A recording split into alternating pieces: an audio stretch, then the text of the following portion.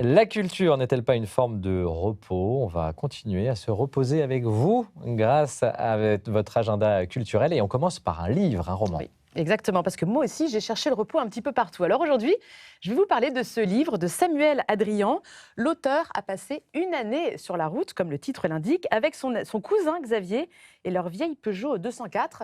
Ils ont 20 ans, ils veulent voir le monde et n'ont qu'un rêve en tête, le détachement. Alors ils partent de l'Allemagne à la Turquie, en passant par la Roumanie, du Japon aux États-Unis. On est pourtant ici très loin du récit de voyage classique, puisque c'est un périple intérieur que font nos deux compères. Ce livre, c'est une réflexion sur l'amitié, sur la foi. C'est aussi un questionnement sur la vanité du voyage. Faut-il voyager à tout prix, interroge l'auteur. Et voilà ce qu'il écrit. Nous sommes rentrés avec les mêmes désirs. De cette vaine agitation, je retiens un désolant sur place. Mais pour enfin voir ce qu'on a sous les yeux, il faut parfois se mettre en marche, précise-t-il. Samuel Adrian termine ce récit en racontant qu'il a finalement trouvé autant de joie en 3 jours de randonnée en France qu'en 15 mois autour du monde. Une année sur la route, c'est donc une très belle réflexion sur le voyage et sur la vie, servie par une remarquable écriture et c'est publié aux Équateurs.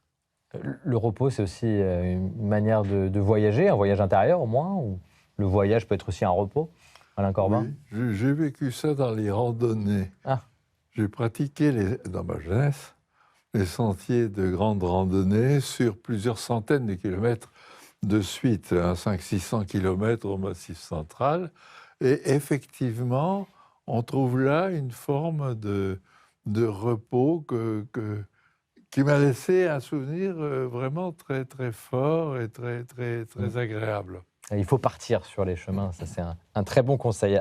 Constance, encore un peu de repos avec cette très belle exposition de l'œuvre de Simon Antaille. Voilà, alors c'est une exposition sur le centenaire de la naissance de l'artiste. Simon Antaille, pour ceux qui ne le connaissent pas, il est d'origine hongroise. Il arrive en France après la Deuxième Guerre mondiale. Il est membre du groupe surréaliste et puis surtout inventeur de la méthode du pliage qu'il utilise dès 1960. En fait, il froisse, il plie ses toiles, puis il les peint avant de les déplier intégralement. Des toiles qui sont souvent monumentales, très colorées.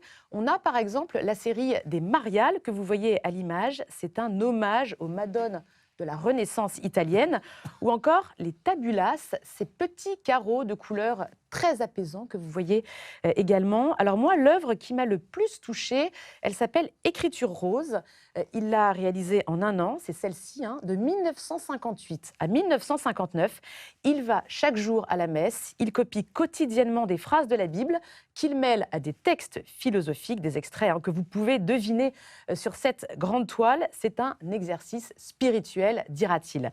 Simon Antaille, vous le voyez, puisait énormément d'inspiration dans sa foi et dans sa culture catholique. Il se retire complètement de la vie publique en 1982 et il restera un artiste majeur de sa génération.